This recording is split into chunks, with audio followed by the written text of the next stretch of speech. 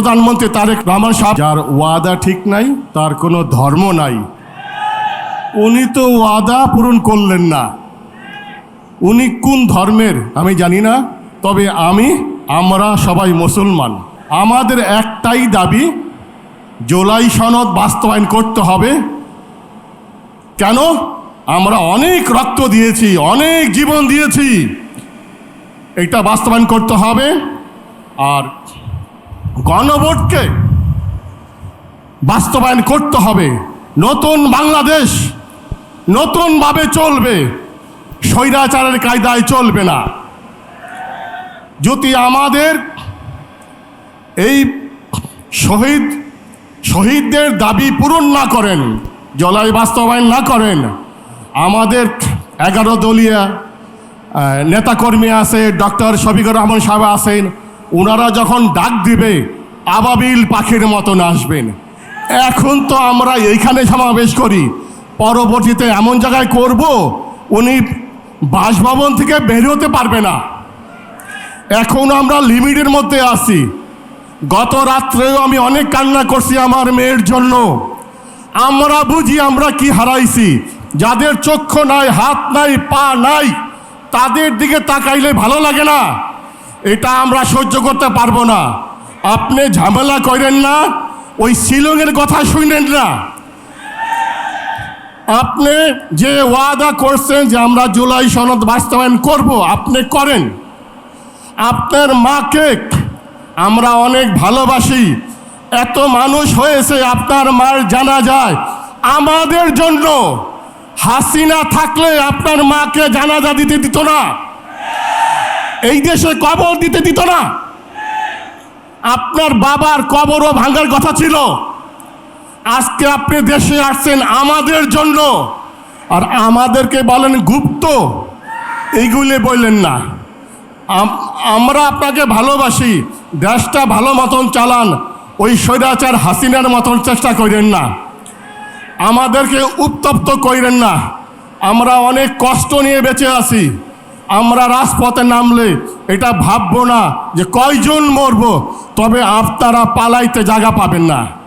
আমি আবারও অনুরোধ করতেছি প্রধানমন্ত্রী তারেক রহমান সাহেবকে, আপনি সুন্দরভাবে আমাদের নেতৃবৃন্দের সাথে ডক্টর শফিকুর রহমান সাহেব বসেন, আমাদের এই সমস্যার সমাধান করেন, নতুন ভালো একটা বাংলাদেশ উপহার দেন। স্বৈরাচারী করার চেষ্টা করেন না। হাসিনা থাকতে পারেন 17 বছর, আর আপনি তো কয়েক মাস ধরে আইছেন।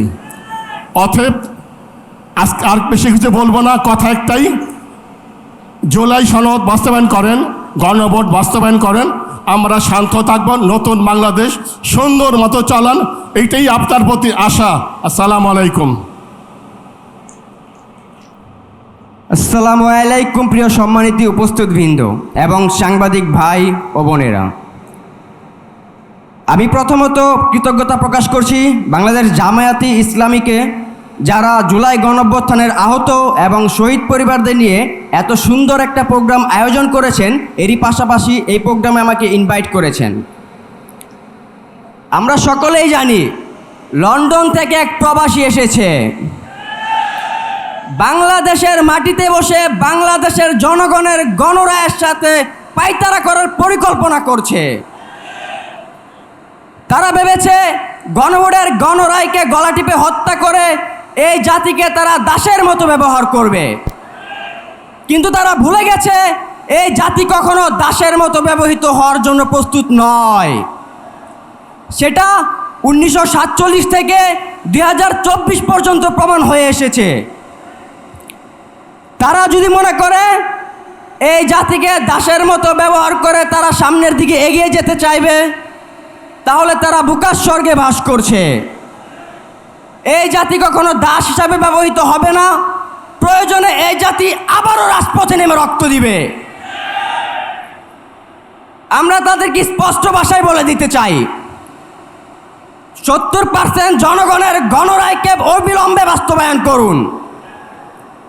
আমরা সকলেই জানি কারচুপির মাধ্যমে 49% ভোট পেয়ে আপনারা সরকার গঠন করেছেন। সুতরাং 70% জনগণের গণরায়কে গলা টিপে হত্যা করতে চাইলে এই দেশ থেকে আপনাদেরকে পালাতে হবে। ও দুঃখিত, গত 17 বছর শেখ হাসিনা ভারতের দাস হয়ে পালানোর জন্য রাস্তা তৈরি করেছিলেন, কিন্তু আপনারা তো গত 2 মাস আগে ক্ষমতায় এসেছেন, সবেমাত্র দালালি শুরু করেছেন, এখন পর্যন্ত তো সেই পথ তৈরি করতে পারেননি। সুতরাং আপনারা পালানোর পথ পাবেন না। প্রিয় বন্ধুরা, ইতিমধ্যে আমরা দেখতে পাচ্ছি 5 আগস্টের আগে ছাত্রলীগ যেমন ক্যাম্পাসগুলোতে অস্ত্র হাতে নিয়ে সন্ত্রাসী কার্যক্রম বাস্তবায়ন করেছিল, ঠিক একই কায়দায় গত 2 দিন ধরে ছাত্রদল সেটা করে যাচ্ছে। আমরা ছাত্রদলকে হুঁশিয়ারি দিয়ে বলতে চাই, আওয়ামী লীগ হয়ে উঠতে চান না। যদি আওয়ামী লীগ হয়ে উঠতে চান, এই জাতি আপনাদেরকেও প্রতিহত করবে।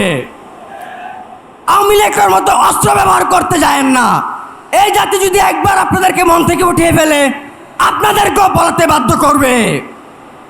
সর্বশেষ বলতে চাই, অবিলম্বে গণভোটের রায় বাস্তবায়ন করুন, নয়তো পালানোর জন্য রাস্তা প্রস্তুত করুন। এর সর্বলাস্ট যেটা বলবো, কিছুদিন আগে আমরা দেখেছি শান্তারামের একটা মেয়ে ডাবির টিএসসিতে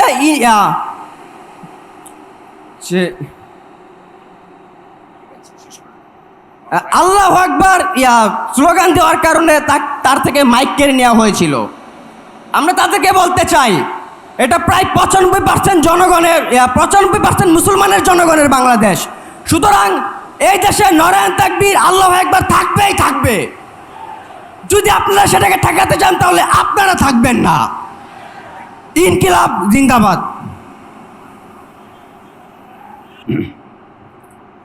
আউযু বিল্লাহি মিনাশ শাইতানির রাজিম। বিসমিল্লাহির রহমানির রহিম। বাংলাদেশ জামাত ইসলামী গণভোটের গণরায় বাস্তবায়নের দাবিতে আজকের এই জাতীয় সমাবেশের উপস্থিত সম্মানিত সভাপতি, কেন্দ্রীয় নেতৃবৃন্দ, 11 দলীয় জোটের নেতৃবৃন্দ, আমার সামনে উপস্থিত শহীদ পরিবারের সদস্যগণ, শহীদ জুলাই সদস্যগণ, সাংবাদিকবৃন্দ, আসসালামু আলাইকুম রহমতুল্লাহি ওয়া বারাকাতুহু। আমি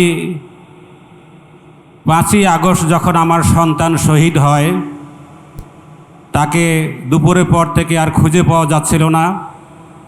তখন আমি বাহিরে ছিলাম না, আমাকেও জেলখানায় নিয়ে গিয়েছিল।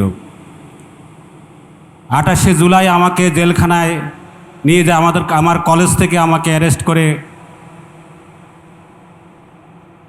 জেলখানায় নিয়ে যায়। আমি জেলখানায় বসেই 6 তারিখ সকালবেলা শুনতে পাই আমার ছেলে শহীদ হয়ে গেছে।